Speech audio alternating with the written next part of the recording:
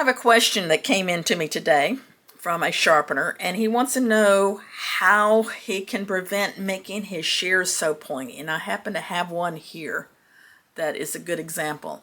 I'm going to show you how to, I've had a lot of videos on how to take care of it if you found that problem, but I'm going to show you how to prevent it. So if you're a shear sharpener and you've had problems with making the tips too pointy, this video is for you. So I'm Bonnie McGowan. My company's Bonika Shears. I train sharpeners. I've written books on sharpening. I've been doing this over 38 years. Gone behind a lot of bad sharpeners. I've learned over the years how, me personally, not to be one of those sharpeners. And you don't want to be one of those sharpeners that we're shooting videos on how to fix the problem. So I'm going to show you how to prevent the problem, and then I'm going to show you how to fix it. So let's go at both of them. So this particular gentleman says he's using our Cymek scissor flat hone. I'll show you on another machine before we finish this video. But this is the one he says he's using, and he's having the problems with it. He's having a trouble getting the burr at the tip, and by the time he gets the burr at the tip, he's got something really pointy. One of the things let's talk about first is the way the shears are made. Because of the way the hollow is put in at an angle, and I go into this more detail in my training videos, and also when we're coming in here the training, but because there is the way that hollow is put in, that creates a thing where the blades are kind of turned toward each other. I know some people talk about how the tip is a blunter angle than the back, and that it's just not so. They talk about the edge changing as it goes by. The angle is the same all the way down.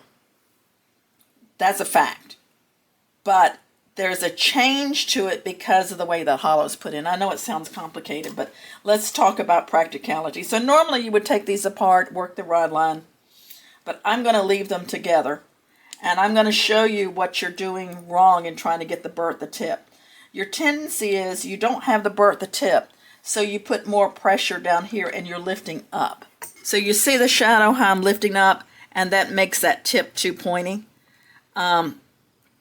If I'm having trouble getting the burr at the tip, so I'm rolling it here, I can tilt this down more, and that will almost always get the burr better. It's kind of amazing to me how a little bit of a tilt. Also, you can bring it out. Now, if it's a beveled edge, you can bring it straight out, and that will help you get the tip. Make sure when you're bringing it out, you're not bringing it out with the tip up in the air, and you're not bringing it out with the tip too far down. You want to think about touching the area behind the actual tip, and eventually that tip or the point of the shears will touch your wheel. Also, don't start with anything too aggressive. Now, this is a fresh 1500 in the ceramic, the purple film. The person I talked to, he was using an 800 and a 600. If they're worn and he's got to take off a lot of nicks and things, that might not be too bad. You don't want to take so much metal off at the tip. And obviously, and that's what this is about. So tilting it down will help. Also, trying to gingerly come to there and feel for that burr. Coloring it in will help you see. Sometimes you can't feel if you have the burr. Coloring it in will help you with that. This person obviously did a really bad job on the points of the shears. This one in particular, I don't know if you can see. When they got here, they lifted up too much, and that got that, and it created that almost another angle. So they got one angle here and one angle there. It's got to be gingerly get to that tip. He's having the same problem with convex and bevel edges, so I'm thinking he's just lifting up too much and working too hard to get that tip. As I said, if you color it in with an edge marker, sometimes you can't feel it, but you can see whether you've got that tip, because it's so tiny, that burr there.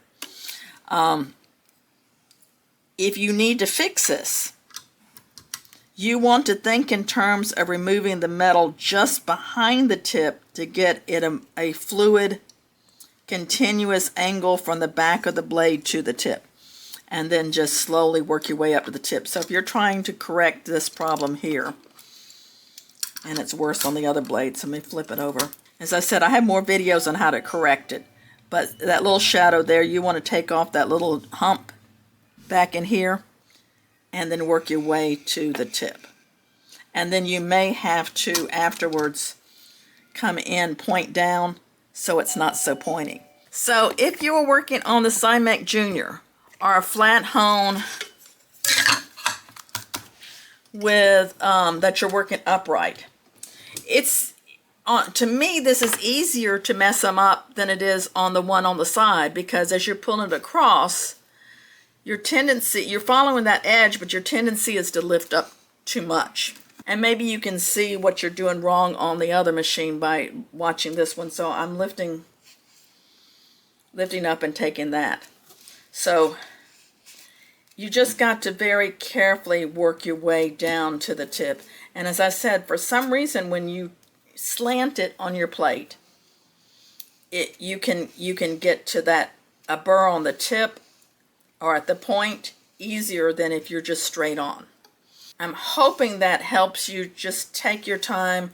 Don't be over anxious about getting a burr at the tip. Let me draw that picture about how to fix it when you've done that.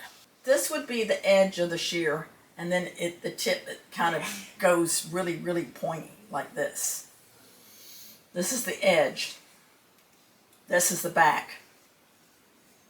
So if you're trying to fix this point,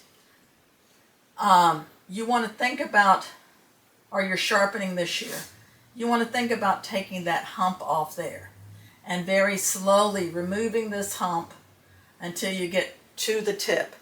And even if you don't get all the way to the tip, it's okay, because we're probably going to go in and take that off. So what you want to create is a continuous shape to here, or wherever your point is going to be. But you may have to take that point off. In fact, there's no may have to, you will have to take that point off. Otherwise, the stylists are going to stab themselves. So that was how to prevent it, and also how to correct it. Hope that was helpful. I'm going to put the unedited version of this on Patreon, and then I have the edited one on YouTube. If you're interested in Patreon, I'll have the links below where I have a lot of more edge nerd type of things there. Make sure that you subscribe and like and comment and put in your questions, because that gives me an excuse to shoot videos to answer your questions. Sometimes I think I have a video on every question that could come up, and then I find out, nope, I don't. So try to stump me, find a question that I haven't answered on a YouTube. I hope to see you at the Sharpeners Jam. We have an annual Sharpeners Convention. It's usually here in the Atlanta area. So see you there. I'm Bonnie McGowan.